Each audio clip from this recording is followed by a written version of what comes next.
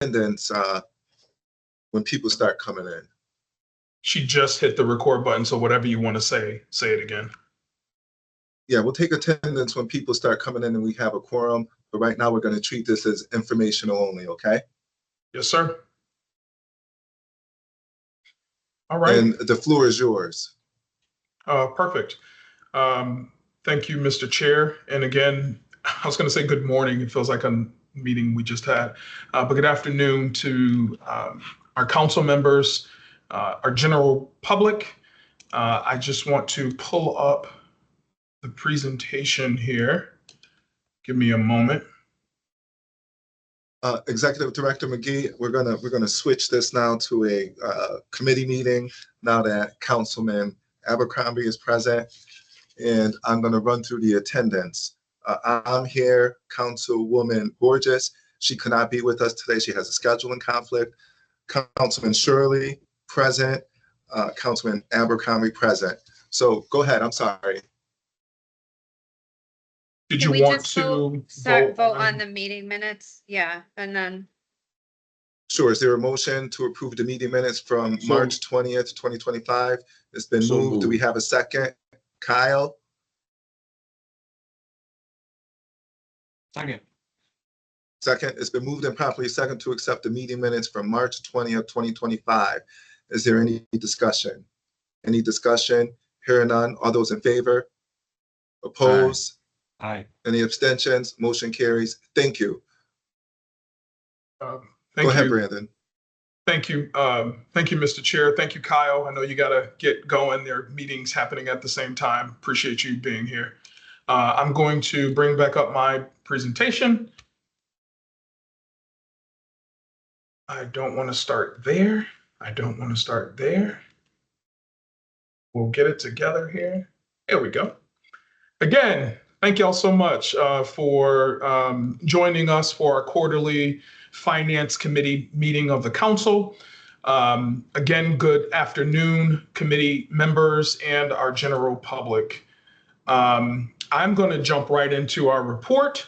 As part of ensuring transparency and accountability and sound stewardship of council resources, I will present to this committee a few updates that align directly with the Finance Committee's charge of monitoring our budgets, expenditures, and financial health in support of the council's mission. As you can see before you, the Social Equity Council's comprehensive financial summary, that's fiscal year 2026 year to date through today, September 18th. You'll see we have an approved budget of $16.4 million. That includes our personnel services, $2.74 million. Other expenses, $13.64 million.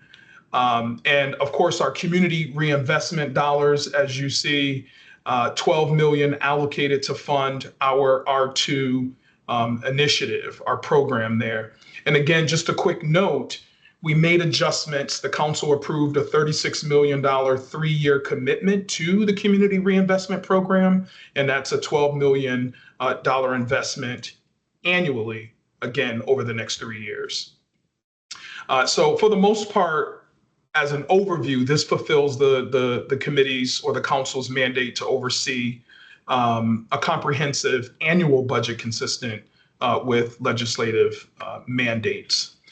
Our expenditures year to date, I am not going to read each of these numbers verbatim. As you can see, our expenditures July 1, 2024 through September 18th, 2025, coming to a grand total of $392,000 year to date. Again, ongoing monthly review of revenue and expenditures provides, as we all know, insight into our burn rate and budget health here at the Social Equity Council. So this year to date review shows controlled spending early in our fiscal year as we made a lot of adjustments and alignments within many of our programs. I'll pause there for a second. Any of the members, Mr. Chair, if y'all have any questions, I'll pause a second for you all to ask any questions. Nope. Thank you. I don't have any questions.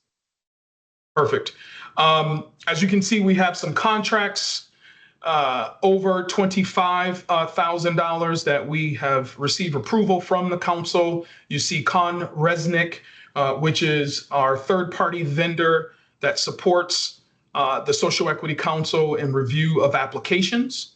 Miranda Creative, another contract that the council approved. We're still working with these vendors. And then lastly, just more recently, the council approved Tau Youth Justice Institute training our grant managers and community-based organizations once those dollars, or rather once our grant managers have been hired and ready to begin working with our CBOs within our reinvestment program.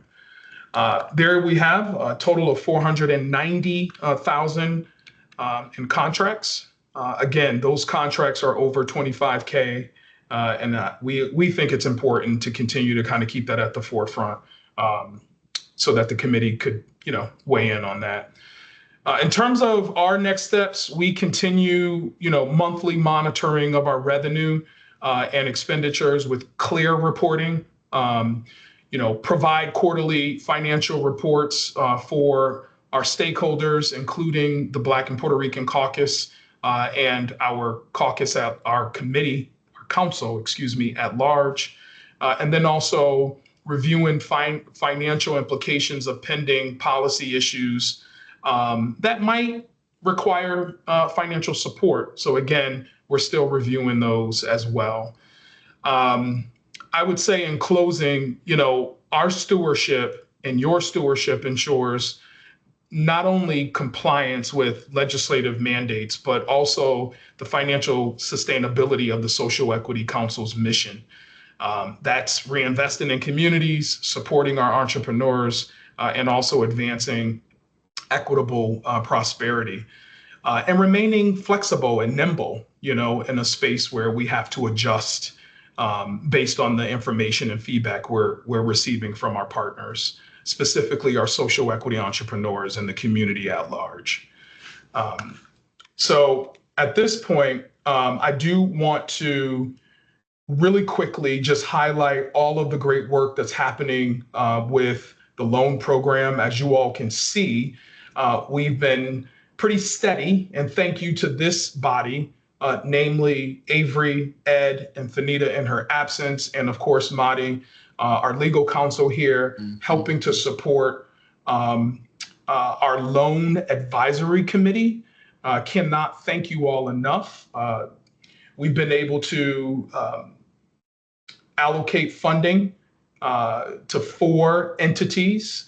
As you can see, we have a little bit over 1.68 million, and that's may not seem like a lot to folks who are listening, but that is a lot of investment, and we continue to make more. As you can see, we have a little over 8 million left in the Cannabis Revolving Loan Fund, and we plan to continue working alongside businesses who are in need of that support.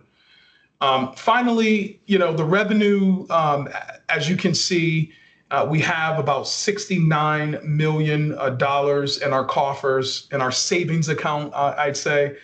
So money is coming in. I'm really excited about what's happening here at the Social Equity Council. So that means folks need to continue to purchase. The more you purchase, the more you all support the underlying mission of the Social Equity Council. That concludes my report, and I will turn it back over to you, Mr. Chair, if you have any other questions, comments, etc. Thank you. I do not have any questions or comments at the time. Councilman Shirley? Thank you, Mr. Chair. I just have 2 quick questions. One, with Con Resnick, we've had them a long time. Just simple question. Do we pay them a flat rate? How are they how are they paid? That's a great question. And I believe our legal director just got off a great call with Kong Resnick today, so she could provide you a bit of context and also history in terms of cleaning up the master contract, et cetera. Marty? So short answer, they're paid hourly, Okay. and they're contracted by virtue of a master service agreement with the state of Connecticut. So we issue an SOW against that master service agreement, and we're, all the terms and conditions that DAS agreed on with Conresnick apply to us as with including the pricing structure. All right, And in thank the you. past, just to talk about what Executive Director McGee was mentioning, in the past, we had a different type of relationship, which we cleaned up at the beginning of this year with a new SOW and new deliverables and a way to sort of control the relationship with them to better adhere to the MSA. Great, thank you. And then the other question I have is different issue. We have Executive Director, you said what, $69 million in our coffers. How is that managed, or how do we how do we manage that? Yeah, it's a great question. And I'm going to spend just a minute or so explaining a little bit around our Social Equity and Innovation Fund.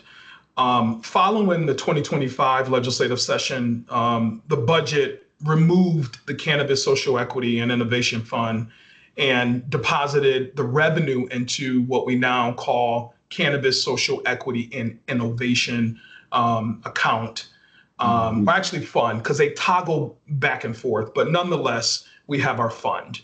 That includes any remaining balance at the end of the fiscal year 2025. To answer your question directly, we, the Social Equity Council, we manage our own fund, and we work with two other agencies, the Department of Consumer Protection and the Department of Revenue Services. We're working right now, we're trying to figure out with OPM to clarify procedures and timing of transferring of like our final balances and our receipts as these dollars are coming in. As you all know, and if you don't know, we get a percentage of those dollars, tax dollars, that we live off of. Christina, keep me honest, or Jennifer Stevens, I believe we're at like 60% of the overall tax we receive. The excise tax, yep. Mm-hmm. And so that also is a part of our conversion fees that we get, and then the cannabis tax. Again, that's the excise tax of 60% fiscal year 26, and then it'll increase in the following fiscal year. So we manage that. We manage all of that money. We have a better handle on, what's coming in terms of revenue on a quarterly basis. I think Jennifer Stevens probably check in every other day on, where our money is. I will give a special shout out. Jennifer Stevens caught a really huge error. And we were able to retain our dollars, a little over $1 million that was saved. So we are paying close attention to the dollars that are coming into our fund. And we now have, like any other state agency, project codes to manage our dollars. At the end of each quarter, we're able to report out and run those numbers against our internal controls that we have. So we're in a really, really, really good place with respect to our finances. So that's a great question. Sorry to long-winded, but again, these videos will sit on the shelf, and we want folks to be able to replay and hear the progress being made. But I appreciate taking the time to explain how that was done. And I take it we don't use consultants for like Goldman Sachs or JP Morgan or to see if it would grow or There was no need, okay, I mean, we're a state. No, so no, there's no. need for- I'm glad you asked this question, because I truly believe that at some point we could have deepened conversation around sustainability of our funds. How can we make further investments to continue to grow our funds? So we could save that for a later date. Sure. But at the moment, we are not in conversation with any of those Gotcha. businesses. Okay, thank you very much. Thank Yeah, you, Mr. Shirley, I Chair. understood where you were going because even at 5% at $69 million is about $3.5 million return Right. in my quick math. Yeah, absolutely. And I didn't know, you know, how, whether it made sense for us to do that or whether the cash flows, the outflows are such that it wouldn't make a lot of sense. But it sounds like even given outflows, anyway, it may be something to take a look at some point. Give it to me. I'll turn that money into a lot of money. Give it to me. I know you would. All right, thank you. Any other questions or comments? All right, well, everyone could get some time back. It's great to see you, beautiful people. If there's no objections, this meeting's adjourned.